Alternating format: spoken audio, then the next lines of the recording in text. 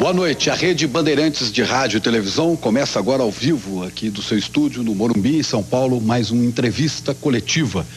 E o nosso convidado desta noite é mais um candidato à presidência da República, é o cardiologista Enéas Ferreira Carneiro, do PRONA, o Partido da Reedificação da Ordem Nacional. Enéas tem 55 anos, casado, 3 filhos, disputou a sua única eleição em 89 como candidato à presidência da República e na época teve pouco mais de 360 mil votos. O candidato do PRONA vai ser entrevistado por jornalistas da Rede Bandeirantes de Rádio e Televisão e temos aqui conosco os companheiros Antônio Teles, Luiz Gutenberg, Luiz Nassif, Alberto Luchetti e José Paulo de Andrade. E para abrir o nosso debate de hoje, vamos ter também, eu havia me esquecido, a participação de representantes de entidades e instituições da sociedade, como o senhor Márcio Valente, que é coordenador do PNBE, o Pensamento Nacional das Bases Empresariais, Fernando Guzmão, da União Nacional dos Estudantes, Rubens Staffner, que é diretor de desenvolvimento do IBEF, que é o Instituto Brasileiro dos Executivos Financeiros, e Gisela Gorovitz, que é conselheira da Associação Brasileira das Mulheres de Carreira Jurídica. Os telespectadores também podem participar do nosso entrevista coletiva através do telefone 842-8000, 011 para quem está fora de São Paulo, 842-8000. Eu quero abrir o nosso entrevista coletiva de hoje com a primeira pergunta ao candidato Enéas Carneiro. Boa noite, doutor Enéas. Não há nenhum indicativo nas pesquisas de todos os institutos, né, que o senhor vá ao segundo turno. Pouco antes de começar este programa, conversávamos aqui na Bandeirantes e o senhor dizia que tem absoluta convicção que vai para o segundo turno, que o senhor vai disputar a final dessa eleição. Em que dados o senhor se baseia, de onde o senhor tira essa informação? Boa noite ao senhor Francisco, boa noite aos senhores telespectadores e aos senhores jornalistas, à plateia. É exatamente como nós conversamos há pouco, eu repito a razão de ser da minha convicção. No quadro que se encontra aí, o quadro apresentado à nação, existe uma pessoa que representa os anseios da coletividade como um todo. É desagradável falar na primeira pessoa, mas não há opção. O único candidato que tem absoluta liberdade de movimentos para, em chegando ao poder, desenvolver uma atividade no nível de estadista, compatível com a realização daquilo que se chama a vontade nacional, sou eu. Em que eu me baseio para dizer agora que há perspectiva? Existe um calor gigantesco nas ruas, nas filas de ônibus, em todos os locais por onde passa e por onde meus amigos do partido passam. Existe um processo de contaminação, um processo do qual está participando a sociedade a partir da base da pirâmide. E eu digo ao senhor, nós estamos há mais de um mês no processo. Há exemplos já extremamente contundentes de eleições que se decidiram nos últimos momentos. E a nossa, quero crer, pertence a esse tipo, uma vez que o conteúdo nacionalista, a forma convicta, a maneira contundente, clara e irretorquível em que as nossas teses são apresentadas, farão com certeza com que a população, dentro de pouco tempo, mostre um índice bem Doutor alto. Desco, qual é o modelo, o senhor como estadista, qual é o modelo de Estado que o senhor defende para atender os chamados anseios populares? E aqui, respondendo a pergunta do senhor, que já muitas vezes me foi feita, eu defendo um Estado que é forte, não um Estado fraco que aí se encontra. Um Estado técnico, onde nos cargos estejam indivíduos de preparo, que tenham nível de excelência, e não políticos escolhidos porque transitaram nos corredores do Congresso durante décadas, como está ocorrendo novamente aí. E o Estado intervencionista por excelência. Eu sei que essas teses se chocam com teses que o senhor inclusive apresentou, que eu conheço, mas eu estou expondo a sua pergunta. Quando o senhor pergunta, o Estado já o caracterizei, direi mais, um Estado nacionalista. Um Estado que vai lutar para fazer com que um país rico como o nosso deixe de ser servo no cenário internacional. Uma vez que é ponto de vista meu e do grupo que está comigo, que riqueza não é um papel pintado. Riqueza não é um papel emitido nos Estados Unidos. Riqueza é um subsolo como nós temos, o mais rico do planeta. Riqueza é uma fonte de energia inesgotável que os países dos trópicos têm, como o nosso, Fonte essa que nos dá, em um dia de sol, o equivalente em energia a mais de 300 mil usinas de Itaipu. Os países ditos ricos não têm energia. Se não tem energia, não tem nem futuro. E por isso é que existe toda essa gritaria internacional, da qual infelizmente fazem parte dirigentes nossos, no sentido de tentar convencer a população brasileira que ela não tem futuro, que ela é pobre mesmo e que tem que abrir o mercado, abrir tudo. Essa é a nossa tese. O governo nosso será absolutamente nacionalista. Quanto à forma do poder nazista, quanto à inspiração panteísta, não é isso? Bom, quanto à ideologia, seria uma tecnocracia. Seria... O senhor está perguntando ou está afirmando? Se o senhor está afirmando, eu me calo. Se o senhor está perguntando, eu respondo. Eu estou tentando estabelecer uma relação entre o que o senhor afirma e os modelos que nós conhecemos. Não, eu quero saber se eu tenho o direito de responder. Claro. Pois não. Se fosse uma assertiva, eu me calaria. Eu sou disciplinado. Claro. Se o senhor disser é assim, eu me calo. Eu estou num programa dos senhores. Eu estou num programa dos senhores com regras e obedecerei às regras. É para responder. Não é nazista, uma vez que o partido nazista foi criado, já existia antes o Partido Operário Alemão, depois se transformou em nazista. Mas ele teve como seu líder máximo representante o senhor Adolf Hitler, que partia de um pressuposto ideológico que é diametralmente oposto àquele que nós do Prona defendemos. Aliás, no primeiro parágrafo, daquilo que foi o manifesto nosso, que está registrado em cartório e à disposição de quem queira lê-lo, está escrito assim: nós, brasileiros de todas as partes, de todos os credos, de todas as raças. Eu quero crer que esse primeiro pressuposto já se choca frontalmente com a tese nazista, que o senhor deve conhecer muito bem, da discriminação. Primeiro ponto. Por acaso, pessoas de todas as raças, de todas as partes assinaram esse documento? Olha, eu tenho... Aqui na plateia tem um colega japonês que é da raça amarela. Eu tenho colegas... Eu sou mestiço, claro, dá pra ver, descendo de brancos, negros e índios. E tenho colegas negros na Executiva Nacional. Eu não fui procurá-los para ter representantes, não. Os indivíduos não são bons ou maus porque são brancos, negros ou amarelos. Eles têm uma bagagem genética e essa bagagem recebe influências do meio e coisas boas ou más vão vicejar na dependência da estimulação externa. Então, você poderia relacionar todas as ações, todos os serviços que vão ser prestados pelo Estado nesse modelo que o senhor defende? Perfeito. Pergunta clara, como é natural. Bom, primeiro, o Estado vai intervir no sentido de evitar o que vem ocorrendo. Vamos falar de riqueza. A desnacionalização das nossas jazidas. Isto é um crime contra a soberania nacional. Minério não é commodity. Minério não é um bem renovável. E os nossos minérios do subsolo são mandados para o exterior de há muito, como se fossem bens renováveis. Eles resultam, veja o senhor, de um processo geológico numa escala de tempo que é muito superior à de uma vida humana. Então, enquanto os Estados Unidos detêm suas reservas estratégicas, nós exportamos como se fossem bananas as nossas riquezas, das quais o nosso pobre povo não tem nem noção, não tem nem ideia de que existem. Isso se refere a manganês, a ferro, manganês fundamental para siderurgia, ferro, isso para estânio, isso para alumínio, na bauxita, inclusive bauxita refratária, e isso valeria uma hora de discussão, mas saiamos deste assunto para outros. Pretende-se a cada instante, e eu ouço isso, e houve uma tentativa colossal de quebrar-se o monopólio da Petrobras. O nosso partido é radicalmente contrário a isso, e digo por quê para o senhor. Uma empresa eficiente, uma empresa que em 40 anos de existência investiu mais em capital do que todas as multinacionais instaladas no país em 100 anos. Elas todas investiram 72 bilhões de dólares. A Petrobras sozinha investiu 82 bilhões. Pode interromper. O senhor é um grande profissional aí de cardiologia. O senhor ganhou essa excelência técnica de mão beijada ou o senhor disputou muito para chegar onde chegou? Não entendi. O senhor é um grande especialista em cardiologia. Nós conhecemos a sua reputação. Muito obrigado. O senhor chegou onde chegou? De mão beijada, ou batalhou?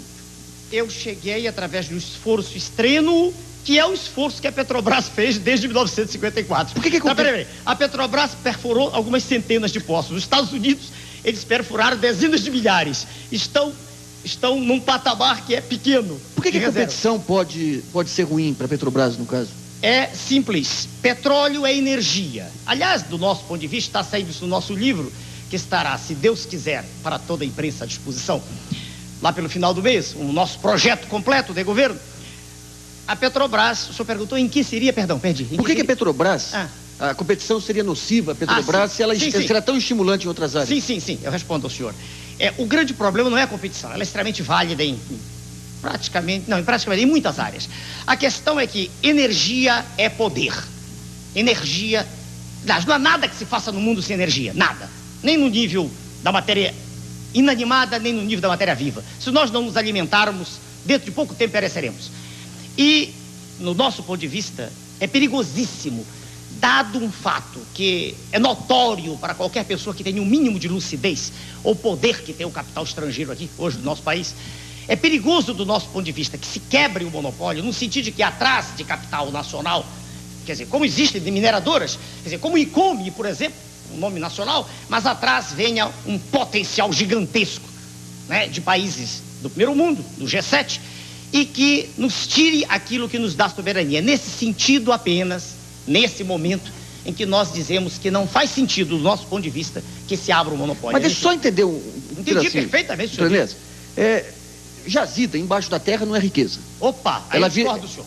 Ela vira riqueza quando é trabalhada, quando se vende, quando se trabalha, quando se utiliza na siderurgia, embaixo da terra.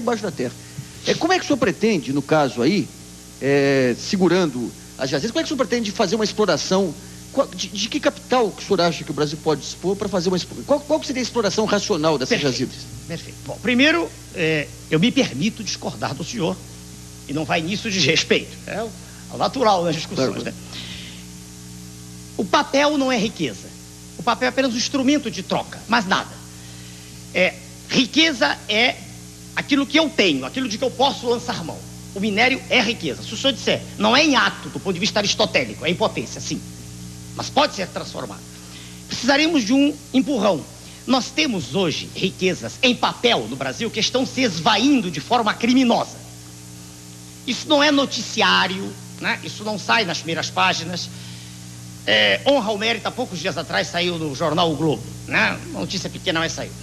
Nós pagamos valor extraordinário de serviço da dívida interna, e o senhor também conhece o assunto muito bem. O Globo publicou em torno de 4 bilhões de dólares mês passado, mas ele se referiu apenas ao pagamento dos títulos que estão em poder do público. Ele não se referiu aos títulos que estão no Banco Central, aos quais o Tesouro também paga juros. Não, isso aí anula. Desculpe, aí anula. A informação, eu vou dizer a fonte. É soma de zero, hein? Não.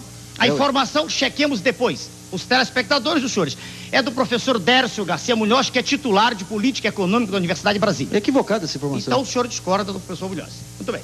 O Globo diz 4, eu não tenho números na mão, eu vi apenas com a caneta na mão, não tenho nada para lhe mostrar. Estou com a cabeça apenas. 4 bilhões de dólares foi o número publicado. Então trabalhamos com 4 e não os 6, que é a informação de que eu disponho.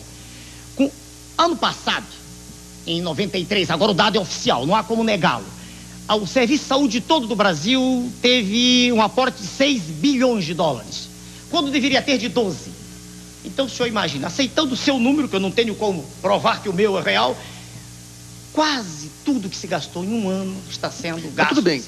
Agora você tem a saúde e tem o investimento em minério. Por favor. Tá, desculpa. Eu estou só dizendo que, durante a década passada, 100 bilhões de dólares, 100, um valor vultoso, foi gasto pagando serviço da dívida interna. Eu não estou nem falando, veja o senhor, no descaminho. Eu não estou falando no que sai pelas fronteiras, eu não estou falando em pedra preciosa, é nada disso. Eu estou falando naquilo que é pago oficialmente, para um sistema financeiro que está apodrecendo a nação. Aliás, não é só a nossa, todo mundo considerado em desenvolvimento, que não tem nada de desenvolvimento, que é subdesenvolvido mesmo. Esses valores são monstruosos. Não se necessita dessas cifras tão grandes para atuar, veja o senhor. E ainda mais porque, se o senhor trabalhar com o minério, imediatamente quando o senhor o retira, e se o senhor o manufaturar... Tem que ter capital. Não, porque esses 6 bilhões que o senhor falou, esses 4 bilhões... 6 bilhões. Os 4 bilhões da dívida interna, se o senhor somar ao que falta à saúde hoje, vai dar para atender a saúde. Não, mas aquilo foi o ano... Senhor Luiz Nassif, aquilo foi o ano inteiro. Isso aqui é um mês. Não comparemos a escala. Um mês, esse serviço da dívida, por favor, esse serviço da dívida é de um mês. Aquilo foi o ano todo. Não, isso é de certeza absoluta agora. Sou médico, por favor. Isso aqui é um mês. E o serviço de saúde foi um ano. Um ano. E tem médico aqui do lado, 4 colegas meus, por favor. O Serviço de Saúde do Brasil recebeu durante o ano inteiro 6 bilhões de dólares. O povo não sabe disso. Reclama porque o hospital está caindo aos pedaços. E os senhores financistas que vivem sem fazer nada, especulando, recebem por mês isso. A diferença é um mês para um ano. Então, recursos há. Como daqui a pouco falaremos da Previdência, recursos há de sobra. O que existe é toda uma farsa apresentada à nação, de modo ignominioso, dizendo que não há recursos. Eles existem. Eles aí estão. Dependem apenas de vontade de usá-los. Pois não? O doutor Márcio Valente, do Pensamento Nacional das Bases Empresariais, um empresário, tem uma pergunta para o senhor. Pois não. Doutor Enéas, na eventualidade da sua vitória nas próximas eleições, eu gostaria de saber o que iria mudar na vida das empresas. Elas pagariam mais impostos, pagariam menos impostos? Como é que elas conviveriam com os encargos sociais? Elas seriam parceiras do desenvolvimento no governo Enéas ou seriam vítimas? Excelente pergunta. No nosso projeto, que está ainda no computador, ainda não está na impressora. Embora nós estejamos a um mês da eleição. Não quer dizer nada. Isso não quer dizer nada. Se o senhor me perguntar o esforço que foi feito, porque nós não temos a máquina do governo trabalhando para nós, o esforço gigantesco que foi feito, o senhor entenderia que é prazo recorde isso ir para a população um mês antes. Ainda mais porque, se o senhor me perdoe, se o senhor me perdoa, né? Todo o que está escrito no livro que eu estou dizendo aqui, no nosso partido não existe a contradição tão comum no meio político de dizer-se uma coisa hoje e amanhã o oposto, na dependência de um vice-presidente que entra ou que sai. Por favor, eu não quero que os senhores me amem, mas pelo menos respeitem um trabalho sério que está sendo desenvolvido. O senhor está um mês de modo irônico. Um mês é tempo de sobra para quem não é imbecil para entender teses. Agora, se o sujeito precisa de um ano para entender uma tese, ele deve dosar urina, porque ele deve ter oligofrenia fenilpirúvica.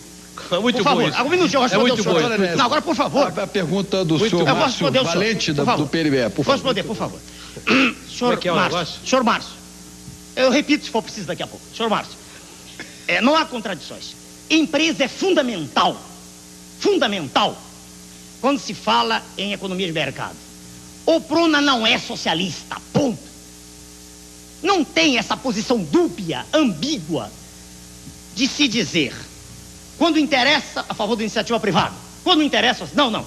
O Prona é a favor da iniciativa privada, ponto. Primeira etapa, respondido. Claro, e quando eu digo isso, digo de modo irretorquível, irrefragável. É a favor da iniciativa privada. O senhor não está falando num governo intervencionista? Como é que fala? Eu assim eu não termino a responder. Terminarei. Essencialmente, o primeiro ponto meus do colegas seu... que aguardassem o próximo bloco. Do seu Eu gostaria programa, que o senhor Eu respondo a completasse- cada um de cada vez. Eu gostaria que o doutor Enéas completasse a pergunta do empresário Termino já. Márcio Valente, e a Perfeito. gente vai para o intervalo com Perfeito. O empresário. Para ser específico, depois a gente desenvolve, o Estado pode agir em duas coisas. Não o faz porque é fraco, extremamente fraco, porque os governantes têm sido pacóvios, títeres, bonecos na mão do capital. Como é que o Estado pode intervir? Pode intervir em tributação e em taxa de juros. Briguem à vontade, discutam à vontade, mas é nossa tese, nós a defenderemos até o fim. Taxas de juros e tributação. Então, no caso específico que o senhor perguntou da empresa, a tributação que é paga hoje é algo absurdo, é algo inconsistente, algo ilógico. O Prona tem um projeto. Nós, num tempo recorde, trabalharemos com 4 impostos, 2 federais, 1 estadual, 1 municipal. E iremos até, isso já está escrito, está no computador, né? Iremos até aquela faixa do imposto só, deixando a contribuição previdenciária de lado, mais para frente. Quer dizer, nós diminuiremos bastante as alíquotas. Faremos com que o empresário possa investir, porque diminuindo taxa de juros também, ele se sente bem para investir. Hoje, qualquer indivíduo que tem bom senso e quer ter lucro, ele prefere aplicar dinheiro, é mais fácil do que investir. Então as empresas terão o direito de viver dentro de um Estado, dentro de um conjunto em que a sociedade terá prazer de trabalhar e o empresário de investir. Haverá um retorno que hoje é mínimo. Hoje o retorno do capital próprio brasileiro é menor do que o internacional. Ele aparentemente é maior quando se trabalha com... O senhor vai ampliar o Estado? Como é que o senhor amplia o Estado? Só um momento, o senhor terminou? Terminei? Então nós vamos fazer um pequeno intervalo, entrevista coletiva volta daqui a pouco. Com prazer.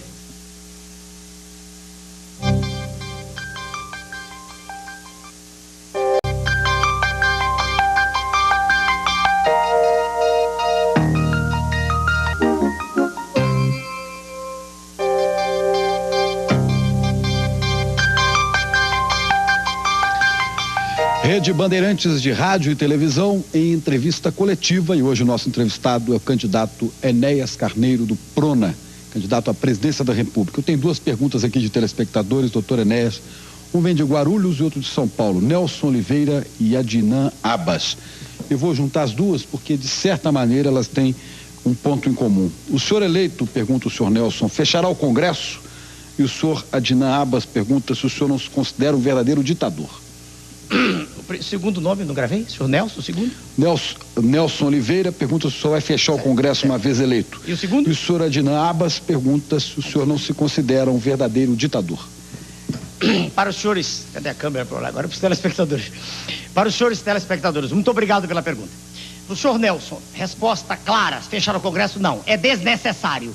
O Congresso é inepto, não há nenhuma necessidade de fechá-lo.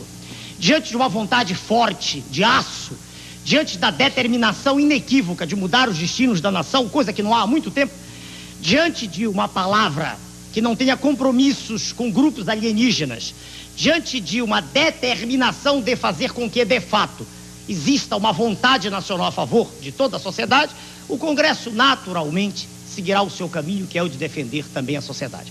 Para os segundos, não gravei o nome, é complicado. Adir. Adir, né? O senhor me perguntou se eu me considero ditador. A palavra exige que se faça uma análise do seu conteúdo semântico. Eu sou uma pessoa de determinação. Eu tenho convicção no que eu digo. Eu não sou um homem que vive titubeando. Eu não gosto do verbo achar. Eu passei a vida inteira estudando. Não foi para ser presidente da República, nunca nem pensei nisso. Aliás, não gosto do modo como política é feita no Brasil. Não gosto dessa maneira mentirosa, hipócrita, né? Não gosto disso. Eu quero ser estadista. Então, se o senhor perguntar se eu me sinto um ditador, é difícil responder. Eu sou disciplinado. Quer dizer, quando eu chego num lugar, eu pergunto quais são as regras, e eu obedeço às regras. Então, quando nós estivermos no poder, haverá regras claras. Claras. Regras apoiadas na lei. E a lei será cumprida. Não tenha dúvida, senhor quanto a isso. Senhor Enéas, aqui. Senhor Enéas. Roberto Luquete, da Rádio Bandeirantes. O senhor fala que... O senhor respondeu a pergunta que não é ditador, não se considera um ditador. Não sei bem o que é isso. Mas eu queria fazer uma pergunta para o senhor, que é o seguinte. Quando o senhor fala no seu partido... Luquete. Meu nome é Luquete. Quando o senhor fala no seu partido, o senhor não se considera no seu partido o que o Brizola é no PDT, o dono do partido? Não, senhor. Não, resposta clara também, não. Posso explicar por que não? Pode. Não, perguntei. Você pode... Não, fica à vontade. Pois não. Senhor Luquete, veja bem, quando eu fundei o partido, eu fiz apoiado em ex-alunos meus, médicos, que acreditaram no manifesto. E depois ele foi crescendo. Foi natural. Quantas pessoas são filiadas ao seu partido? Não sei. Não tem pra mim... Não sei por quê, porque são poucas ou porque são muitas? Não, nem porque são poucas, nem muitas, é porque eu perdi o controle disso. Eu teria que a cada instante estar ligando para cada regional. Quanto usar isso? Não tem a menor importância para mim. Eu cortei... Posso responder daqui a pouco? Desculpa, por favor. Daqui a pouco. Isso não tem importância para mim. Partido político no nosso país não tem a menor importância. Eu vou dizer aquilo que o senhor perguntou em off agora. Se não um partido chamado PMDB, gigantesco dentro do Congresso, dentro das câmaras, na rua não existe. Na rua não existe. Se eu perguntar para qualquer cidadão sair à rua, sair de dentro do nosso estúdio aqui, perguntar, ninguém acredita. Então não tem importância nenhuma ser grande dentro do Congresso e ser pequeno fora. Muito bem, agora para o senhor Luquete. Luquete, é porque é uma pessoa chamada Luquezzi, é um professor de cardiologia. Eu sou Luquete. Luquete, já sei. Perdoe ter confundido. Senhor Luquete, não, eu digo que eu não sou dono, não. Por algumas razões. Primeira, porque eu não sou dono de nada, nem do meu corpo. Ele pertence ao universo, daqui a pouco eu vou embora. Nem da minha alma, que também não é minha, é do Criador. Então eu não sou dono de coisa nenhuma. Nem da minha mulher, porque ela é livre. Não sou dono de nada. Nem do meu pensamento, porque de quando em quando aparecem coisas, eu não sei como aparecem no meu pensamento. Claro? Não, então eu não sou dono. Não, para ser claro, senhor, fui obrigado a rir um pouquinho, que nós saímos de política, que a política me dá raiva, eu falo com indignação pelo que eles fazem com o Brasil. Né? Mas fui obrigado a rir um instante. Veja, senhor, não, então eu não sou dono. Agora, se o senhor perguntar, colegas mais próximos do grupo de executiva, me conhecem bem, eles me conhecem bem e dizem assim, olha, isso aqui está errado. Aí eu digo, convença-me, entende? Eu tenho uma tese. E o jeito mostra para mim, com argumentos, veja bem, lógicos, eu recuo instantaneamente, senhor Luquete, instantaneamente. E tenho prova na plateia disso. Vou dar um exemplo aqui. Abertura para o Pacífico, um exemplo. Todo mundo fala nisso, né? Todo mundo fala, é interessante abrir para o Pacífico, abrir aquele corredor ali através do Acre, né?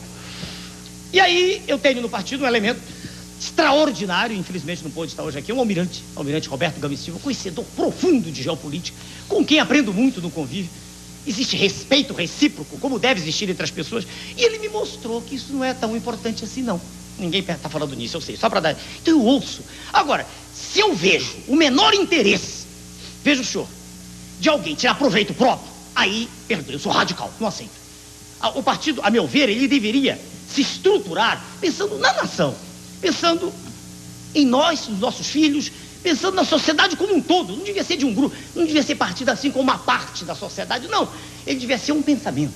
O pensamento pode estar certo ou errado, não tem nada com isso, mas um pensamento defendido e harmonia entre os indivíduos daquele partido, para que não haja essa colcha de retalhos que a gente vê hoje. Doutor Enéas, o senhor, o seu partido tem um nome, para quem não sabe, o partido, o PRONA, tem o nome de Partido da Reedificação da Ordem Nacional. O senhor é mensageiro dessa nova ordem? Inteligentemente. Ou de alguma nova ordem? Inteligentemente, o nome do senhor é? Antônio Teles. Senhor Antônio, perdoe-me, eu não gravei. O senhor Antônio Teles inteligentemente lança para um grupo dos telespectadores que conhece bem história a seguinte tese: Nova Ordem é o nome do Império Nazista, né? Exatamente. Voltou a tese.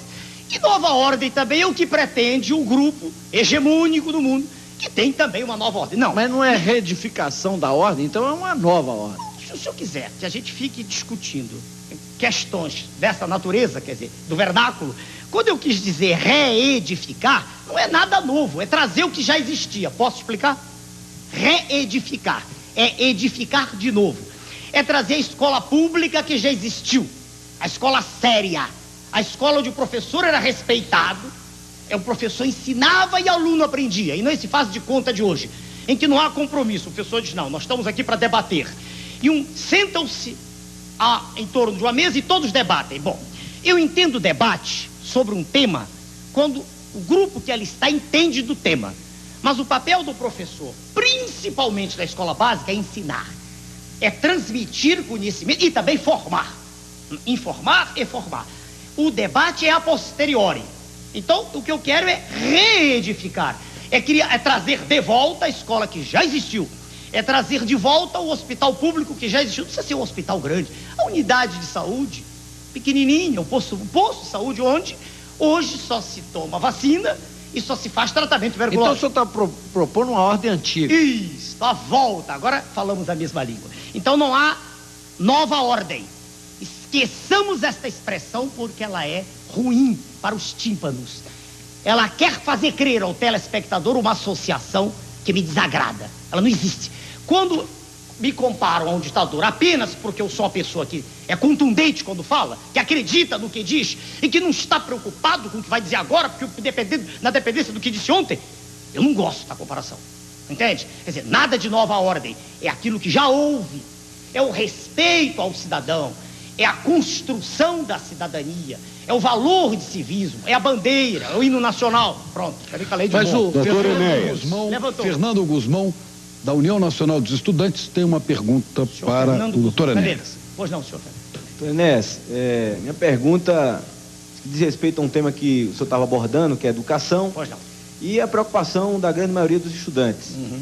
Sem dúvida nenhuma, o ensino público ele foi sucateado nos últimos anos, diminuíram essas vagas, as verbas foram cortadas, professores mal pagos que deixaram, inclusive, de ensinar.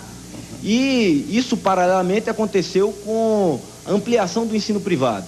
A escola particular, houve uma inversão de prioridades, a escola particular se ampliou. E hoje deixou de ser uma opção, passando a ser uma imposição. Eu queria saber, no seu governo, como o presidente Enéas trataria a questão do ensino público e como também trataria o problema do ensino privado. Porque hoje, inclusive, infelizmente, hoje as escolas particulares em Brasília fecharam as portas porque disseram que não vão respeitar a medida provisória das mensalidades, porque rebaixa o valor da mensalidade. Então, como o presidente Enéas trataria o problema da escola particular e do ensino público? Senhor Fernando, o nome do senhor. Senhor Fernando, a pergunta do senhor traz dentro dela já embutida a resposta. É uma questão de parar só e pensar.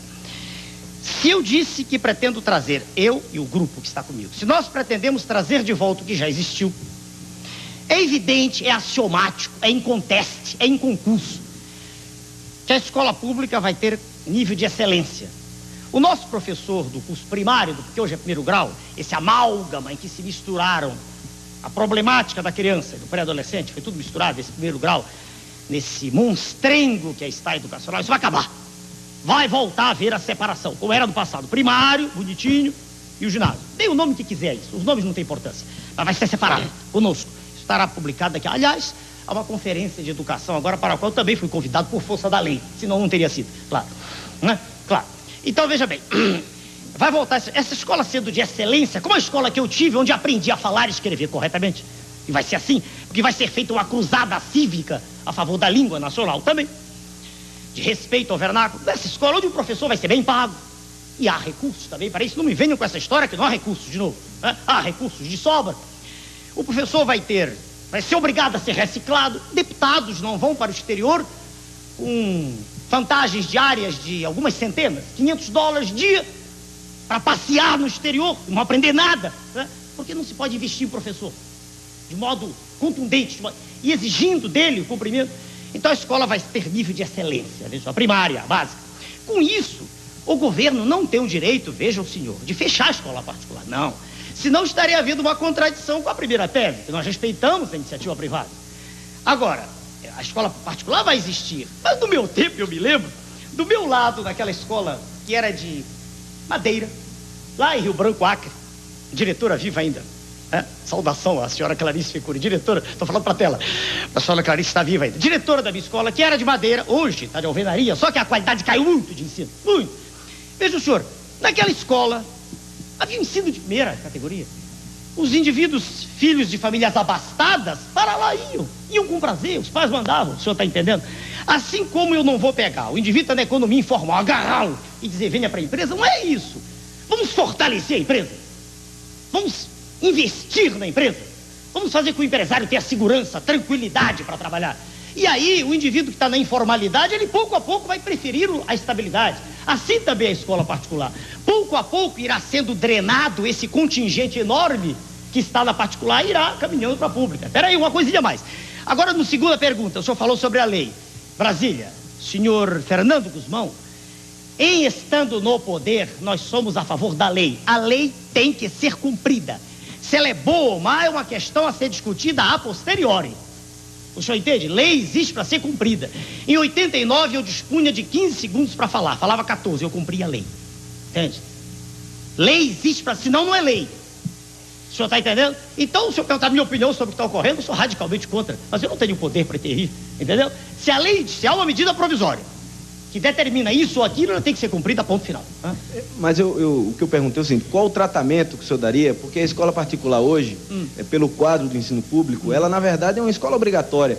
Porque se não tem vaga na escola pública, o pai e a família é obrigado a ir para a escola particular. Aí esse caso, esse fato de Brasília, as escolas, em função de não acharem a lei favorável a elas, não cumprem e fecharam as portas até que a medida provisória não seja aprovada no Congresso. Então, de que forma o senhor agiria nesse caso, sendo presidente da República? Meu Deus do céu, o que o senhor está me perguntando também tem uma resposta óbvia. A lei existe para ser cumprida. Veja bem, se o sujeito não cumpre a lei, há diversas maneiras de ele ser apenado, diversas, que se procure no código qual é a pena a ser cumprida e que a pena seja imposta sem discussão, independentemente de quem seja ele ou do nível social. Doutor Enélio, o senhor está dizendo o seguinte, se não fosse, respondendo a ele, se o senhor fosse presidente da República, o senhor não faria nada, entregaria isso ao poder competente, que no caso seria o judiciário.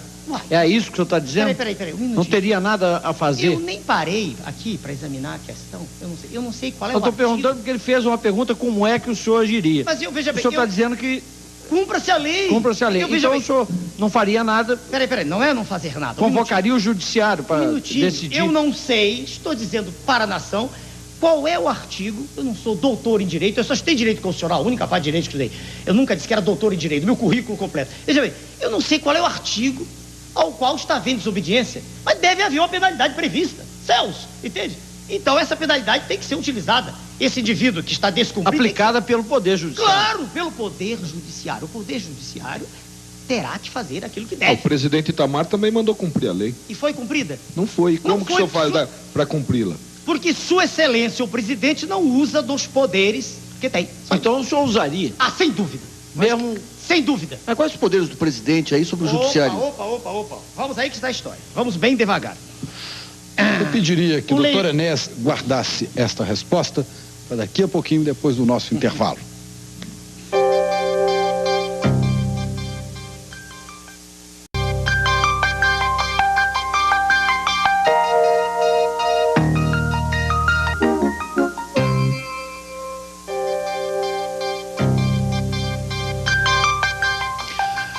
A Rede Bandeirantes de Rádio e Televisão está em entrevista coletiva. E o nosso entrevistado desta noite é o candidato à presidência da República pelo PRONA, o Partido da Reedificação da Ordem Nacional, o doutor Enéas Carneiro.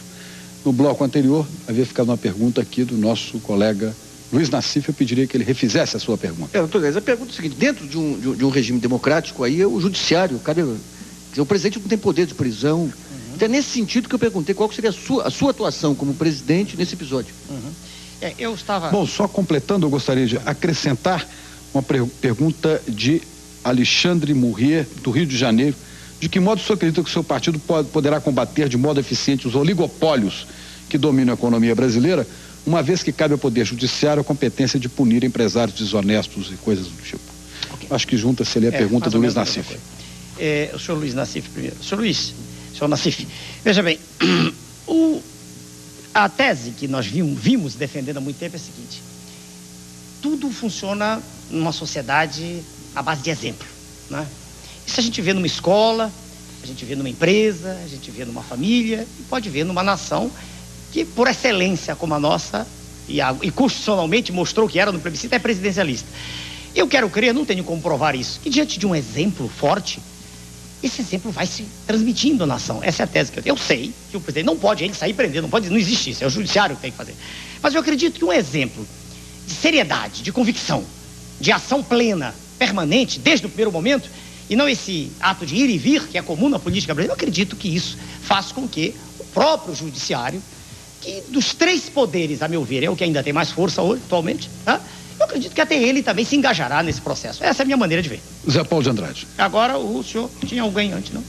Não, havia uma pergunta com relação ao oligopólio, no mesmo sentido da pergunta de Luiz Nassif, do senhor Alexandre Murrier, do Rio de Janeiro. Pois não. Bom, eu perguntaria ao doutor Enéas Carvalho, por que o senhor se candidata a presidente se lhe falta suporte partidário? O senhor mesmo disse que não sabe quantos simpatizantes tem o seu partido, quantos integrantes sequer o senhor sabe quantos tem o seu partido, mas não é um número expressivo. Por que, presidente? O senhor foi até coerente, disse em 89 que o eleitor não o veria em 90, não o veria em 92, voltaria a vê-lo em 94, isso. O que está acontecendo agora. O senhor não poderia dar uma contribuição à nação como legislador, doutor Enéas? Perdão, o nome do senhor? José Paulo. Senhor José Paulo, algumas corruptelas só que eu me permito corrigir. Meu nome é Enéas Carneiro. O senhor disse Carvalho, por isso que eu perguntei seu nome antes. Não, nada demais, senhor. Não, obrigado, não saber. Meu nome é Enéas. Também porque eu digo na televisão sempre meu nome é Enéas. É mais fácil, né? Exato. Bem, o senhor disse que eu não sei quantos integrantes. É verdade? E eu respondo por quê? Porque isso não tem a menor importância. E eu já dei exemplo aqui de público, isso não tem importância. Integrante filiado, não tem importância. Não existe estrutura partidária no país ligada à sociedade, não existe. Agora, simpatizantes eu sei, sim, senhor. Isso eu sei. Os simpatizantes se revelam a cada instante que eu vou à rua. São os simpatizantes. Não dos que gritam apenas Enéas, esses são um número grande, mas dos que se aproximam para me abraçar, para apertar minha mão e dizer eu estou do seu lado para endireitar o Brasil. Então eu sei quantos são. São um número bastante significativo. O senhor confirmou o que eu disse em 89, eu lhe agradeço a sua observação, eu disse que não me candidataria a nenhum outro cargo. E a última questão, a não ser a presidente. E agora por quê? Porque, observando o quadro que aí está diante de nós, veja o senhor, de deterioração termodinâmica progressiva da ação pública. Isso é bom. Gutenberg, desculpe. Eu me impressiono com as suas expressões, são realmente muito curiosas. Muito obrigado. Eu passei a vida estudando o senhor. Então, pro senhor José Paulo, então, Estou me obrigando a sorrir, tá vendo? O programa tem um dom.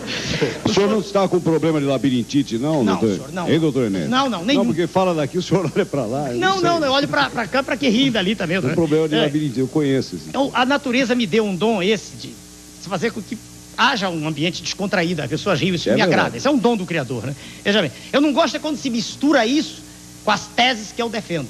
Uma coisa é a pessoa ser agradável, não ser fechada, trancada, sisuda, quer dizer, conseguir fazer com que os outros riam. Outra coisa é não ter nada para dizer.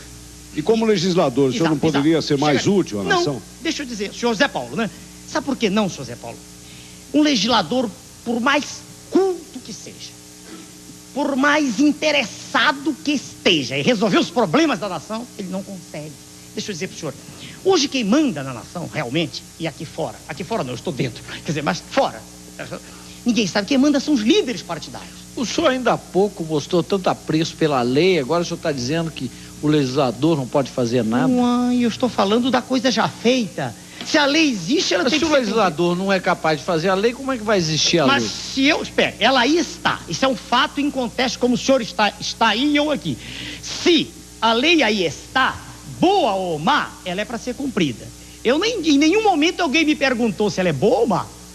Ninguém perguntou isso aqui. Se perguntarem, é 1 hora para discorrer sobre o assunto. Sobre a qualidade. Peraí. O senhor faria melhor? O senhor faria melhor, senhor? Legislação? O legislador não é capaz de fazer a lei. Um minutinho. Não nos percamos. Só ele primeiro. Aí. Um deputado sozinho, por melhores que sejam suas intenções, ele não muda o quadro nacional. A contribuição dele é extremamente pequena quando existe. Eu tenho uma deputada, uma só, no nosso partido, dona Regina Gordilho. Uma senhora extremamente séria, que teve coragem de dar o pulo no escuro, de vir para o meu lado. E permitiu, graças à sua coragem, que nós pudéssemos entrar com uma ação de inconstitucionalidade, garantir nossa candidatura, que tinha sido impedida de um modo inconstitucional pelos senhores congressistas, porque temiam exatamente o que está ocorrendo. Que com essa clareza meridiana eu expusesse essas ideias. Então, um deputado não tem como mudar a nação. Já num país presidencialista como o nosso, o presidente da República, por ser o símbolo nacional, ele tem esse poder. Ele pode. Por isso eu me candidatei. Está respondido, senhor. Donés, deixa eu fazer uma perguntinha, voltando. Quem está falando? Só uma retificação aqui. Aqueles 4 bilhões de serviços da dívida por mês não existem, viu? Opa! Existe de 600 a 800 milhões. Um minutinho. Sabe o que? Deixa eu ver. 600 a 800 milhões, e que é muito dinheiro. É muito dinheiro. Vai dar, no final do ano, uns 8 bi para 10 bilhões. Posso redarguir? Posso? Pode, claro. O senhor está convidado, de público, na frente de todo mundo, para que nós chequemos esses dados onde o senhor quiser. Não tem porque senão base. Eu digo uma coisa, o senhor diz outra e minha palavra contra a sua. Olha... Um minutinho. 4 bilhões de dólares, 4 bilhões, esse é o valor noticiado pelo Globo. Bilhões, peraí. E a pessoa que me dá o número 6 bilhões é o professor Dércio Garcia Munhoz, titular de Política e Economia do Brasil. Outro nome, o professor Marcos Coimbra, professor da Escola Superior de Guerra, e o senhor deve conhecer, que o senhor já esteve... Não, assim não. Quer dizer, o senhor tem um número, eu tenho outro. Não. Eu vou explicar o meu número, o senhor apresenta o seu aí. Não, mas eu não trouxe nada. Eu vim... Mas eu apresento a lógica. A lógica o senhor... Lógica é da sangria da nação, que a nação não sabe. Eu sei, mas deixa eu... A lógica do valor. Eu apresento a lógica do valor, o senhor rebate. Pois não. Nós temos um estoque aí de dívida disponível de 40 e poucos bilhões de dólares. E um juro real. Em poder do público. Em poder do público. E um juro real. O senhor disse aos quais não se paga o juro. Professor, se o Tesouro paga para o Banco Central, tá dentro do governo, não sai para fora. Isso não existe, isso aí. Não existe. Tudo bem. O dinheiro que sai realmente de obras, de orçamento e vai para o investidor, é uma quantia de 600 a 800 milhões. A palavra investidor é um eufemismo, especulador, né? O senhor está muito rigoroso aí. Sou rigoroso, senhor. Só porque isso não produz riqueza. Não, mas mas quando o senhor é rigoroso na palavra, o senhor desvia do raciocínio. Não, nenhum pegar desvio. Aqui. Não, eu estou dizendo o seguinte, 600 a 800 milhões de dólares, mas que é muito dinheiro, é muito dinheiro. Agora é insuficiente para atender a todo... Sem dúvida. Essa história. Agora eu pergunto o seguinte, o senhor tem de um lado... O senhor fez uma proposta de ampliar a ação do Estado. Sem dúvida. De outro lado, o senhor tem uma proposta de reduzir os tributos. Como é que soma isso aí? Uai, mas na medida em que todo mundo sabe isso, qualquer estudante de economia, na medida em que a alíquota cai, a base de arrecadação aumenta. Isso é primário. Professor, primário. Quanto mais imposto o senhor cobra, mais o indivíduo sonega. Então, nesse limite, se o senhor acabar com todos os impostos, vai arrecadar o infinito. Não. Ainda bem que a sua lógica não chegou a isso. O que o senhor está falando é é um sofisma. Claro, mas claro, estou chegando no seu monte de areia do qual eu tiro um grão. Você tem limite para baixar e para ter um resultado. Não, mas é perfeitamente possível chegar-se a uma alíquota. A ideia do imposto único, que é a ideia muito bonita. Muito bonita. Contra ela está todo o sistema. Quanto que o senhor acha que o senhor pode arrecadar reduzindo? Quanto que o senhor vai reduzir de alíquota e quanto que o senhor acha? Vamos pegar qual o estudo matemático que o senhor fez? Vamos pegar o imposto único que aí está. 0,25%. Em abril, a arrecadação foi de 150, mais ou menos, números redondos, milhões de dólares. 0,25, se o senhor multiplicar por 8, o senhor tem 4, que é a proposta do professor Marcos Sintra. 4%. Mas o senhor está indo contra a sua lógica. O senhor aumenta a alíquota e aumenta o tributo. Não, o senhor disse que tem que diminuir a alíquota para aumentar a arrecadação. Um minutinho, senhor. A sua lógica complicou. O senhor normalmente pensa depressa, mas agora foi mais devagar. Um minutinho. 0,25 é o que está aí.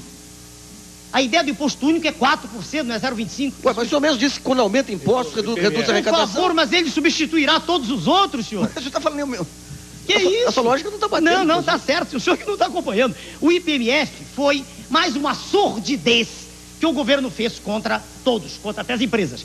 E todo mundo que emite cheque. O IPMF foi um imposto a mais. Eu estou falando do único no qual se baseou a tese espúria do IPMF. Então, no imposto único, proposta bela do professor Marcos Sintra, com toda a controvérsia que possa existir, ele pressupõe 4%. 12 de quem emite, 12 de quem retira. Isso representa 8 vezes o que existe hoje. Só uma perguntinha. Primeiro, não é 4, é 1 de quem... É 1 de cada lado. Meu Deus do céu, eu tenho o livro dele. O segundo é o seguinte, professor, deixa eu perguntar uma coisa. Espera aí, o senhor discorda de mim, nós não temos... Eu tenho o livro dele. Eu pediria só... Assim não dá. Eu perguntar uma coisa, senhor. Concluísse o seu raciocínio, há outras perguntas aqui, a pergunta também do auditório, senão nós vamos terminar nunca. Deixa eu fazer só uma perguntinha em relação a isso. Não, mas não, chora. Quanto ainda agora ele negou um dado que eu tenho. Os juros internacionais, professor, hoje estão na faixa aí, moeda forte. Pequena. Vamos pôr, exagerando, 8%. Eu não falei juro internacional. Falei daqui. Deixa eu chegar lá. Vamos reedificar a ordem do programa. 8% ao ano. O doutor Luiz Nassif faz uma pergunta. Tá. O doutor Enéas responde uma 15 pergunta. segundos. Você tem um juro de 8% Por favor, ao ano. tem 15 segundos, senhor Luiz Nassif. Vou marcar aqui. Por que eu usaria cheque se a cada transação eu pago 4%, que equivale a metade do juro anual em economias desenvolvidas? Por que eu usaria cheque? Bom, a ideia é que quando eu tiver esse imposto, eu teria eliminado essa carga tributária. Ele substitui tudo mais. Mas não responde. Responde, porque todos nós pagamos mais de 4%. Respondi. É de 4%? É 4%. Por que eu usaria cheque se vai me levar metade de uma remuneração? Quando eu emito cheque, meu Deus, está havendo eu pago 2, o outro é que vai pagar 2. É 2. 2% é menos do que tudo que eu pago hoje com todos os 58 impostos que aí estão, sem dúvida. Precisamos uns 2 centavos e lemos o livro. Doutor Enéas, o senhor tem na sua biografia, o senhor tem uma vida interessante, normal. Obrigado. Quer dizer, o senhor foi um bom aluno da escola, o senhor... Excelente aluno, professor. Excelente aluno, diz a sua diretora. O senhor foi um sargento, né? Primeiro lugar de turma também. O sargento. O senhor disciplinado. Depois tornou-se médico, é um cardiologista respeitável, que dá cursos de pós-graduação, né? Com grande sucesso em São Paulo, no Rio, etc. E forma turmas especialistas de eletrocardiograma e tal. Tudo bem. Por que o senhor, para fazer política, tem que dar um salto? O senhor não cumpre um programa normal, o senhor não organiza um partido, o senhor não vai no Congresso. Organizar? Mas eu tenho registro definido. Desculpe, interrompi. Por que o senhor não faz uma bancada? Por que o senhor não avança progressivamente rumo ao poder? Será que o senhor quer ganhar pela excentricidade, pelo exotismo, por essa insolência com que o senhor faz a sua propaganda? O senhor não acha que é perigoso expor-se uma pessoa séria, com a vida profissional respeitável que o senhor tem, a uma espécie de brincadeira? Porque, na verdade, nós somos analistas de política e não conseguimos enxergar esse otimismo do senhor. Aparentemente, pelo menos, o senhor não tem a menor chance de se eleger. Pergunta, o senhor está demorando. Eu tô pois é. Tempo aqui. Não tinha necessidade. Como é que o senhor... Por que o senhor não faz? O senhor tem 15 segundos. Por que o senhor não faz? Já passou muito mais, eu quero o direito de Agora ele tem mais 15. Por que o senhor não faz? O caminho normal. O caminho normal de chegar ao poder. Aqui doeu as regras. É isso aí. Ok, eu quero saber que tempo eu tenho, senhor Francisco. O senhor tem o tempo necessário à resposta, por favor. Beleza. Que resposta inteligente. Por favor, responda. Eu não gravei, eu estou escrevendo aqui o primeiro, eu quero gravar seu nome mesmo. Luiz Gutenberg. Senhor Luiz. Senhor Luiz, primeiro sobre organizar. Organizar um partido já foi feito. Ele tem registro definitivo. Aliás... Mas isso é parte formal. Ué? Olha, as descrições das suas assembleias no seu consultório são risíveis. Peraí, são risível que a imprensa pessoas. fala. Peraí. Ah, não, o senhor já falou, agora é minha vez, por favor. O senhor me dá o direito? Minha vez. O senhor tem o direito. Senão eu não o interrompi. Veja bem. Eu pediria que o senhor fosse sucinto quando costuma ser. Só isso. Mas você pode falar. Peço um pouco mais do que os 15 segundos, Sim. dado o fato de Confio no seu bom senso, Muito doutor obrigado. Enéas. Tê-lo-ei. Organizar é cumprir a lei, eu o fiz. Ter bancada não significa nada. Senão o partido que tem maior bancada seria respeitado na rua e é ridicularizado. Resposta 1. Insolência, não. Eu tenho apenas contundência. Eu o trato com todo respeito. Em nenhum momento houve de minha parte nenhum ataque verbal. Apenas existe contundência, convicção de quem fala. Por que eu não faço o caminho normal? Porque se ser normal é pertencer a uma manada de búfalos, muito obrigado, eu não pertenço. Eu não quero estar fazendo o que todos fizeram, ir e vir. O presidente da República vai, volta é senador. O outro é governador, volta vereador. O outro é isso não é carreira. Carreira é soldado, cabo, sargento, até... Eu nunca vi um almirante voltar a ser sargento. Carreira é a carreira militar, é eclesiástica, etc. O que existe no meio político é um processo cínico, sórdido, de estar sempre no poder. Qualquer cargo serve. Um minutinho. Último, quando o senhor disse que os senhores são analistas de política, é um direito que os senhores têm de pensar que eu não tenho chance nenhuma. Um direito que os senhores têm. E o direito que eu tenho, ninguém me tira de acreditar no processo. Eu não estou falando para os senhores são apenas o meio através do qual eu falo para a massa. O que me interessa é conquistar, não os senhores, com todo respeito, é a população. Eu quero ter o direito, e eu o adquiri organizando o partido, de falar para a população, para que ela saiba que eu a represento. O senhor fala... Um minutinho, eu estou falando. Quanto ao que se fala de ver chance, senhor, há pessoas que só veem o que lhe mostram. Eu peço desculpas. Vamos lá. Muito bem. O senhor concluiu? Perfeitamente. O senhor Rubens Staffner, diretor do desenvolvimento do Instituto Brasileiro dos Executivos Financeiros, faz uma pergunta para o senhor do nosso auditório. Senhor Rubens? Doutor Enéas. Onde está? Pois não, senhor. A minha pergunta é relativa à função do Banco Central.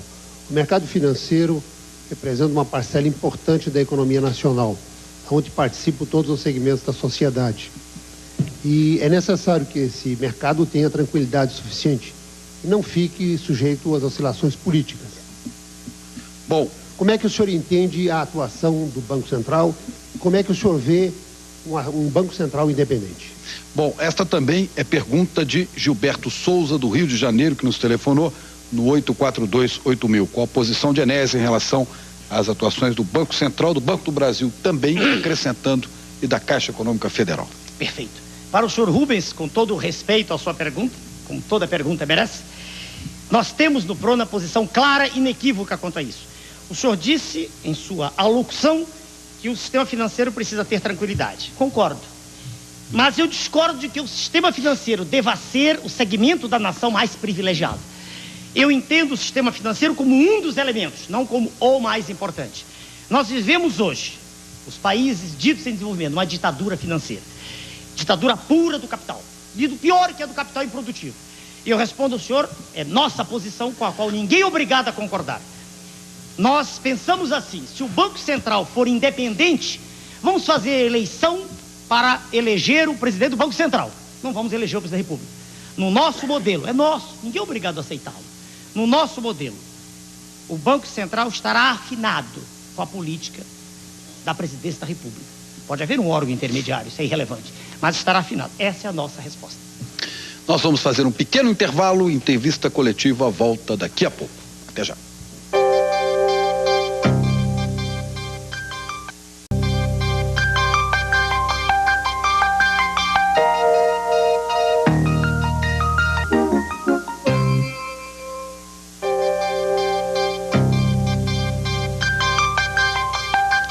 A Rede Bandeirantes de Rádio e Televisão faz esta noite entrevista coletiva com o candidato do PRONA à presidência da República, o doutor Enéas Carneiro, e eu quero abrir esse bloco com a pergunta da senhora conselheira da Associação Brasileira das Mulheres de Carreira Jurídica, dona Gisela Gorovitz. Doutora Gisela, que está aqui no nosso auditório.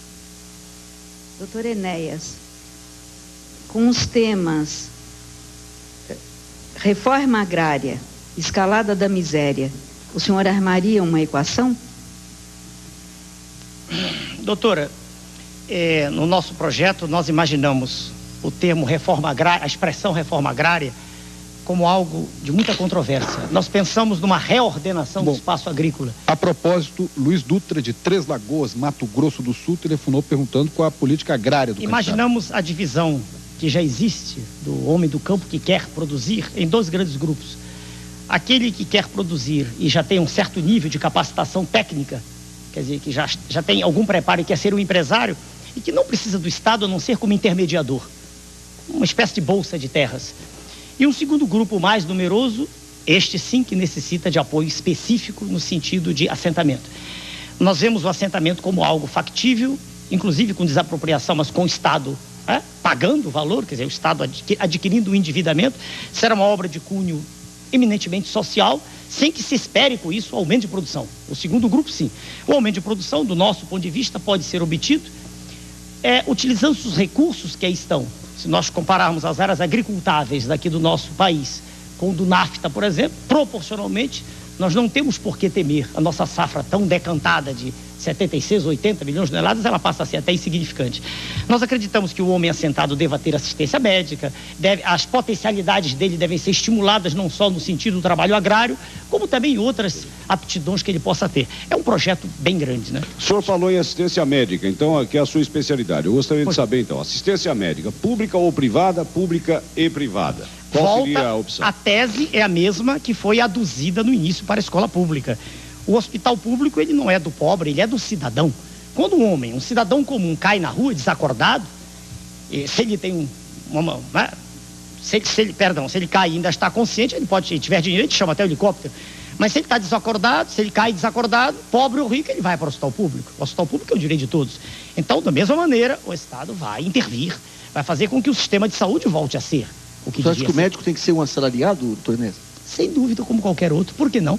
O médico, veja o senhor, hoje ele tem salários aviltados como profissional. Aliás, peraí, é rara hoje a forma de atividade profissional que é bem remunerada, raríssimo. Mas só para terminar lá. Então, o sistema de saúde único, de novo, é uma falácia. Ele está no papel. Nós temos, eu não disse não houve oportunidade, nós temos uma centralização doutrinária. Nós acreditamos que a descentralização deve ser na execução só, mas não na doutrina. O que nós pretendemos e faremos valer, em lá chegando, é que o atendimento médico seja o mesmo em todo o país. Isso é possível. Isso é perfeitamente factível, desde que exista, de novo, vontade, determinação. Eu quero lembrar que, ao responder essa pergunta, o doutor Anés respondeu também o doutor Arthur Ungarete Júnior, de Santo André, e Cleonice Alves de Freitas, de São Paulo, médicos perguntaram a respeito da questão médica. Doutor, e sobre agricultura, a Mirko Gianotti, do Mato Grosso, que perguntou sobre a agricultura doutor também. Enés, embarcando nessa, talvez, na nossa opinião, ficção, é um direito seu. Na coisa, uma certeza, e que o senhor vai para o segundo turno, quem é que o senhor gostaria, quem é que o senhor imagina que vai ser o seu competidor? Difícil responder isso. Extremamente difícil, muito difícil. Por quê? Porque o quadro é altamente indefinido, porque a base da pirâmide, que realmente é quem elege, que não está mais assistindo ao programa, porque acorda às 4 da manhã, a base da pirâmide está ainda sem nenhuma definição. Estatísticas feitas por diversos órgãos mostram que metade da população não está participando ainda. O processo se define nas 3 últimas semanas. É extremamente difícil. O ex-governador Leonel Brizola acha que as pesquisas são uma conspiração contra ele, contra certamente o senhor também, porque... Eu nunca disse isso. Bom, mas... Quem?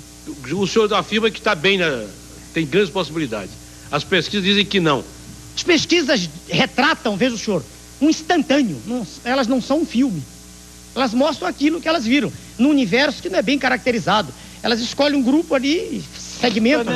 O senhor teria condição de fazer uma avaliação comparativa, sincera, das ideias e do programa dos seus rivais nessa disputa para... Não gostaria de fazer isso, não. O meu caminho não tem nada a ver com desses senhores. E quanto o seu partido está gastando nessa eleição? Quanto pretende gastar nessa eleição?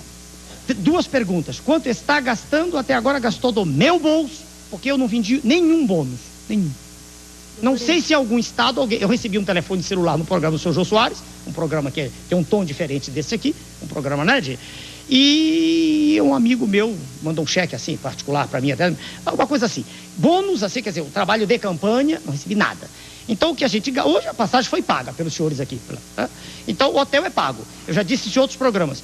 Eu não faço comícios, não fiz até hoje, e falo através dos meios de comunicação, os 3,6%, aliás, os 7,2% aqui em São Paulo, né? Pela firma Toledo e Associados, os 6% em Brasília e em torno de 6% no interior de Minas, são reflexo apenas disso. A base da pirâmide não foi alcançada. Agora, sem dinheiro fica difícil, né, doutor Enéas? Bom, o dinheiro suficiente para a passagem eu tenho. E eu não acredito, veja o senhor, que a população se deixe enganar mais uma vez, como aconteceu em 89. Existe todo um processo de fermentação no seio da sociedade em que existe ainda uma esperança. Eu quero crer que a nossa candidatura trará de volta essa esperança. Olha, ela não troca a doutora um Fernando Gisela, por outro, não? A doutora Gisela Gorovitz. Não troca um Fernando por outro, não? Se a massa vai fazer isso ou não? Não sei, senhor. É um direito. A doutora... Um minutinho. Eu nunca pedi voto a ninguém. Nunca. Voto é uma decisão de dentro, é espontânea. Nunca o fiz e não pretendo fazer. Eu apresento uma mensagem, o senhor deve observá-la na tela e dou meu nome no fim. É uma opção que se apresenta. Se o senhor pergunta se a população vai escolher o senhor Fernando, não sei. Se ela o fizer, é a escolha dela e será assim, não tem nada com isso. Chico, a doutora Gisela Gorovitz fez uma pergunta e considera que não, a resposta não foi satisfatória. Eu pediria que o senhor falasse. Pois não, claro. Ela repetisse e o senhor respondesse rapidamente, por favor. Claro. Doutor Enéas, eu formulei a questão colocando a escalada da miséria, e a miséria, tem razão. E a reforma agrária, e se o senhor armaria uma equação com esses dois elementos. Entendi. No caso... Perdão, doutora. O senhor compreendeu a pergunta? Agora foi porque, como é muita gente falando, a gente se perde. O senhor armaria uma equação com isso? E com relação à escalada da miséria, o que o senhor preveria para a geração de empregos? No que concerne a agricultura, é o incremento. É aquilo que os povos desenvolvidos fazem.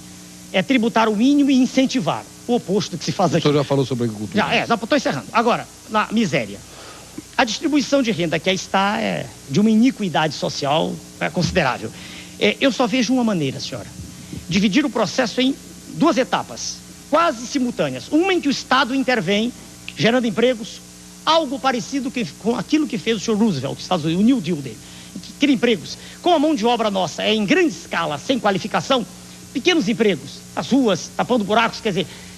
É perfeitamente possível. Roosevelt, na época, foi chamado de socialista porque quis fazer isso. A segunda etapa é empresa mesmo. É um estímulo gigantesco à atividade empresarial, e eu já disse como, diminuindo tributação. E criando, inclusive, bolsas, né? A questão dos meninos de rua, por exemplo, bolsas, né? A empresa, hoje ela não pode nem contratar um menor, porque a legislação é tão dantesca que ela não tem por que contratar um garoto. Então, criando condições para que o empresário fique tranquilo, entende? Que ele possa empregar, eu quero crer que isso é sanável. Chico, eu queria fazer uma colocação, que na outra parte eu pediria, a partir de agora, nós estamos chegando ao final, eu tenho uma série de perguntas aqui do telespectador que eu gostaria de fazer um bate-bola rápido com ele. Que eu vou colocar. Eu pediria então que a gente agisse o senhor insinuou que alguns candidatos têm ajuda, e quando o Gutenberg falou do seu plano de governo, o senhor falou que ele não foi nem impresso ainda porque o senhor não tem dinheiro. Mas não disse isso. Não foi impresso porque eu não tive tempo útil. Tudo bem, mas o senhor insinuou que tem candidatos que recebem ajuda do governo. Quem são esses candidatos? Olha, eu não tenho como documentar, provar. Mas o senhor deixou entender que tem alguém que recebe ajuda do governo. Veja bem, eu quero crer que se o dinheiro aparece... Bom, vamos ser claros. Para quem, senhor Enéas? Vamos lá. Sua Excelência, o candidato do governo, que é ex-ministro... Quem é? O nome dele? Que necessidade, todo mundo sabe. Sua Excelência, o senhor Fernando Henrique. O homem que era ministro, Sua Excelência, o cidadão que era ministro, é um homem que tem um programa milionário. Graças à ajuda do governo? Não sei, não posso afirmar. Mas o senhor está insinuando. Veja bem, é difícil caracterizar isso. Veja, essas coisas... Então não pode insinuar, senhor Enéas. Ou pode? Eu estou pensando para lhe responder. Não, corrijamos a expressão do governo. De fontes não conhecidas. Pronto, fica melhor. Não. Melhor. O senhor falou aí em estado forte intervencionista. Não conhecidas. O senhor falou em estado forte técnico intervencionista. Intervencionista e nacionalista. Sem dúvida. Guardei bem. Sem dúvida. Doutor Enéas Carneiro. Sem dúvida. Não vou errar de novo. Sem dúvida. O senhor me lembra muito Jânio Quadros, que dizia que o Estado deve ser forte e ágil. Esse intervencionista não seria o ágil do Jânio Quadros, que tinha como gurus políticos Nasser e De Gaulle. Quem são os seus gurus políticos? Eu não tenho gurus, eu admiro o ex-presidente francês, Charles de Gaulle, admiro pela personalidade, eu admiro qualquer pessoa que tem determinação. Nasser também? Não conheço bem a trajetória, não conheço bem a pessoa, eu era criança, né? Não tem. O senhor de Gaulle, sim. Agora, quando o senhor pergunta sobre o Estado, sobre ágil, a palavra para mim, ela, de novo, ela é de um linguajar extremamente moderno. Ágil é rápido, ágil ao pé da letra é isso. É um Estado que intervenha naquilo que a sociedade espera dele. Hoje o Estado é servo da classe política, é inimigo da sociedade, é isso. Bom, eu tenho aqui uma série de perguntas do telespectador, eu vou começar a falar rápido com o doutor Enéas, pedir que faça um bate-bola rápido com essas perguntas. Não vai conseguir falar mais rápido. Né? Hermelindo Trevisan, de São Paulo, pergunta, eu pediria rápidas respostas, que é um bate-bola. Que proposta o senhor tem para os aposentados? Receberem uma aposentadoria digna depois de terem trabalhado 3 décadas e meia para nossa Isso é possível? É possível, sem dúvida. A história da Previdência, eu não há mais tempo aqui, é outra farsa também. Bom, Jefferson de Corumbá pergunta se o senhor acredita em Jesus Cristo. Sem dúvida. Josué Gonçalves de São Bernardo do Campo, o senhor é a favor da pena de morte? Totalmente contrário a qualquer forma de eliminação da vida. Contrário à pena de morte, contrário ao aborto. O aborto, o senhor responde Contrário Daniel também. Melo de Brasília. E Marcílio Duarte de São Paulo, o senhor é a favor de controle da natalidade? Controle de modo educacional, não controle de modo através de intervenção. Ensinar as pessoas que é muito mais fácil educar um número menor de filhos do que uma prole muito grande. Leonardo José Paulino de São Paulo, o senhor vai fazer o que com o Plano Real se eleito? O Plano Real é uma ficção. Não dá tempo para explicar aqui. Existe hoje... O senhor vai acabar com a moeda, é isso? Não é acabar com a moeda, é criar uma série de condições que façam com que realmente a moeda tenha valor, e não isso que está aí, que é uma farsa. Marcos Lima do Recife, qual a situação das Forças Armadas no seu governo? Reaparelhadas para que possam ter o seu lugar no papel de defesa da segurança e da integridade do território nacional. Hélio Ferreira Lobo de Barbalha, no Ceará, o que o senhor pensa do projeto de mudança do curso do Rio São Francisco? E o senhor tem algum projeto para resolver o problema da Sem seca? dúvida, o projeto já é antigo, não é meu, é de muito tempo atrás. A perenização das águas dali daquela região, a utilização das águas subterrâneas, tudo isso está dentro do nosso projeto para o Nordeste. O Nordeste, na verdade, não tem seca, ela é fabricada. Isso é uma farsa também. E o serviço militar obrigatório? Sem dúvida, porque sem serviço militar obrigatório, nós não teremos forças armadas com jovens imbuídos de um ideal para defender a nação. Quando você fala de segurança externa ou interna, ou ambas? Segurança, eu citei, da nação em relação ao exterior. A segurança interna só em momentos de absoluta necessidade. Mas talvez esse momento já esteja existindo. Como, por exemplo, fazer cumprir as escolas fazerem cumprir a lei? Não, nunca pensei nisso. Nunca pensei. Estou pensando no que concerne, por exemplo, a situação do Rio de Janeiro, onde 3 pessoas conhecidas minhas foram assassinadas há pouco tempo agora. Bom, Eliana pergunta de São Paulo, pergunta se o senhor é a favor do serviço militar para mulheres. Nunca pensei nisso. Eu não tenho nada contra, tem que pensar nisso. Nunca pensei. Rui Barbosa da Bahia, mas Rui é de Barbosa Itabuna. nasceu no dia 5 de novembro, o senhor Rui Barbosa. Bom, esse é de Itabuna. Pensei que era o senhor Rui Barbosa. Não, eu estou dizendo que Rui Barbosa de Itabuna, na Bahia, esse está vivo, e não é o Rui Barbosa da história. Pergunta como o senhor combateria a corrupção no Estado. Não, isso está respondido. Ação firme, enérgica, né? A Mauri de Almeida Campo Grande, o senhor já falou sobre distribuição de alimentos no Brasil, qual seria o projeto? O senhor falou nisso? Não. Quando falou da agricultura? Eu não gosto dessas coisas, eu não gosto de nada disso, não, desse processo de estar dando comida, isso não resolve nada. Tá? Claro que naquele momento em que o indivíduo está morrendo de fome, um prato de comida resolve, mas a médio prazo isso tudo é uma farsa. O que tem que ser feito é gerar emprego, o que tem que ser feito é investir na empresa, o que tem que ser feito é diminuir a tributação, o que tem que ser feito é diminuir a taxa de juros, o que tem que ser feito é privilegiar o capital produtivo em detrimento do capital especulativo. De que maneira o futuro presidente Enéas tratará da dívida externa? Até agora só os ministros da Fazenda e presidentes nunca tiveram coragem de tratar a dívida com dignidade. Ricardo Rissuti, um radialista de São Paulo. É muito difícil mexer no último acordo que foi feito agora. Esforços extremos serão desenvolvidos tentando melhorar o acordo, mas o acordo já foi fechado agora há pouco tempo. Bom, há outras perguntas aqui que não vão dar tempo. Eu gostaria só de selecionar duas, uma de Paulo Carvalho, de São Paulo, que pergunta: se eu não tivesse concorrendo à presidência, em quem o senhor votaria para senador, governador e presidente? Também é, de certa forma, a pergunta de Carlos Benedito de Osasco, que fala qual seria o seu segundo candidato. Em quem o senhor votaria para governador, presidente e senador se o senhor não fosse candidato? Agora o Prona lançou seus candidatos, mas há muito tempo atrás, movido de indignação absoluta com o que eu vejo na minha terra, a terra na qual eu nasci, e que vejo entregues baratas há muito tempo atrás, eu vinha anulando meu voto. Em quem o senhor votou a última vez, senhor Neto? Última vez foi no senhor Jânio Quadros. Última vez. Estava em 1960. Antes do regime militar, antes da ditadura. Quando ele foi candidato a presidente da República. Jânio Quadros foi antes, né? Ah, mas não foi para prefeito de São Paulo. 60. Não, prefeito de São Paulo não. Votei antes. 1960 para presidente. E o senhor ficou satisfeito com a performance dele? Não. É uma farsa também, não? Por isso que o senhor não votou. É uma farsa também, senhor? Minutinho, um de cada vez. Mas é uma farsa também? Um de cada vez. Eu votei no senhor Jânio Quadros, eu era um garoto e eu acreditei no que ele dizia. Foi uma farsa? Difícil responder. Muito difícil. Eu era um rapazola, não tinha as informações de que disponho hoje e fiquei triste com o resultado. Fiquei triste, inclusive, com a renúncia dele. Muito triste. Ele teve 6 milhões de votos e a renúncia, a meu ver, foi uma decepção. Foi isso. Mas ele falava um pouco parecido com o senhor. Um português ele era muito messiânico, além de falar esse preciosismo da língua, ele gostava... Falar corretamente, senhor, não é preciosismo. É dom de quem aprendeu a própria língua. Muito bem. O senhor está falando com o escritor Luiz Gutenberg. Eu peço desculpas. Não é Por favor. O senhor tenta ironizar minutinho. O senhor tenta ironizar uma conversa séria. Eu estou falando para uma população ávida de informações. Ávida de saber o que um candidato a presidente da República tem a fazer por ela. Então o senhor me perdoe. Quando o senhor ironiza, eu falo a linguagem. Repare que eu não preparo, não tenho nada. Tenho um papel em branco. Faltou falar, doutor Enéas, do menor. Quem está falando? Faltou falar do menor. Zé Paulo. Senhor Zé Paulo. O senhor defende o direito do menor ficar na rua? De jeito nenhum. Rua não é lugar de ninguém morar. Que seja consultado aqui nesse programa, Sua Excelência, o juiz de menores do Rio de Janeiro, e ele exporá com clareza, com muito mais propriedade e conhecimento de causa, a tese que é também hoje nossa do Prona. Rua não é lugar de menor. Aliás, de ninguém está dormindo.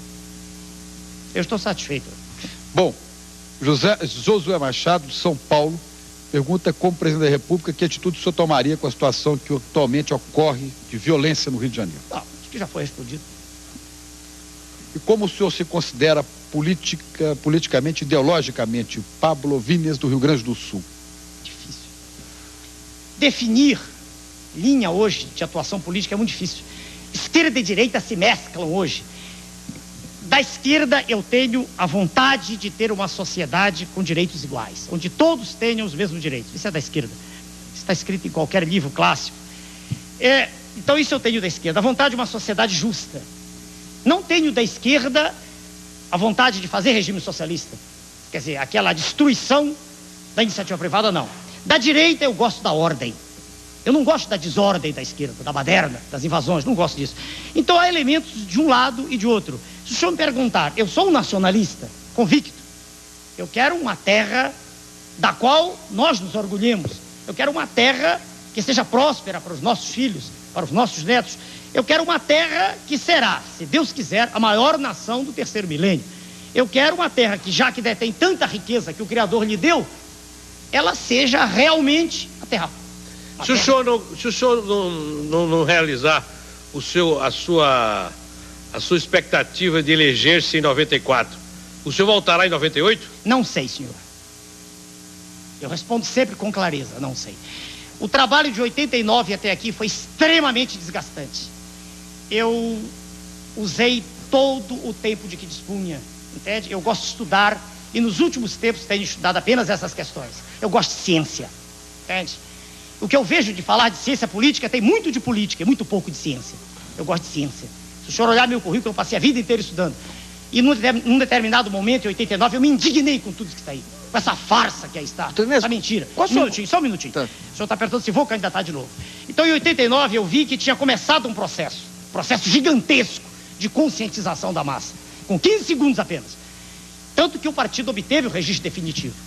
E aí eu registrei um documento em Brasília. Os senhores jornalistas sabem, foi citado com muita propriedade pelo colega dos senhores ali. O senhor Zé Paulo, né, o senhor? Isso. Eu registrei um documento dizendo que não me candidataria a nenhum outro cargo. Em compensação, aceitou o emprego do SBT para fazer uma intervenção usando o pitoresco do nome Enéas. Um minutinho. Pitoresco é a maneira como o senhor vê, não é como generais, brigadeiros, engenheiros, médicos veem que estão comigo. O senhor quer que a população pense que é pitoresco, isso é seu modo de ver. O seu modo não necessariamente reflete o modo como a sociedade vê. Um minutinho. Segundo, eu aceitei o emprego do SBT porque era uma maneira de, estando como aqui estou, expor essas mesmas ideias. Nunca houve, da direção do SBT, nenhuma intervenção no que eu dizia. Aquele minuto dentro de um programa que é de jornalismo, eu o tinha com liberdade. O meu agradecimento ao SBT, ao sistema brasileiro.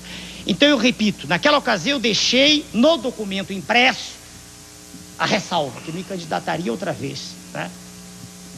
Poderia ou não fazê-lo. Eu não registrei nenhum documento agora. Então, para ser bem claro ao senhor, eu não sei se candidataria. Dona Inês, deixa eu fazer uma pergunta. Como é que o senhor encara aí, o senhor estava falando em ciência, a sua especialidade? Qual é o papel que o Brasil, qual é a dimensão hoje da... Medicina? Dessa medicina mais voltada cardíaca aí, e qual o potencial que se tem no Brasil para virar um grande centro? Eu pediria que o senhor fosse tão rápido quanto possível nessa resposta. Entrou no assunto, é difícil. Veja, senhor, do ponto de vista de assistência, nós estamos muito mal. Assistência efetiva, muito mal. Nós temos núcleos de excelência, como o Instituto Coração em São Paulo e muitos outros, Paraná, Rio Grande do Sul, Rio de Janeiro. Mas no atendimento básico, veja o senhor, ao cardiopata, ao hipertenso, ao coronariopata, nós estamos mal.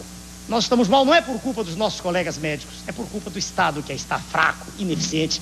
Nós estamos muito mal. Agora, nós temos núcleos de excelência que fazem tudo para despontar e que competem com as melhores organizações no exterior. E sem dúvida, senhor. Quem o senhor acha que estaria bem no seu governo como ministro da Saúde? Eu dei aula para mais de 20 mil pessoas. É facílimo escolher, senhor.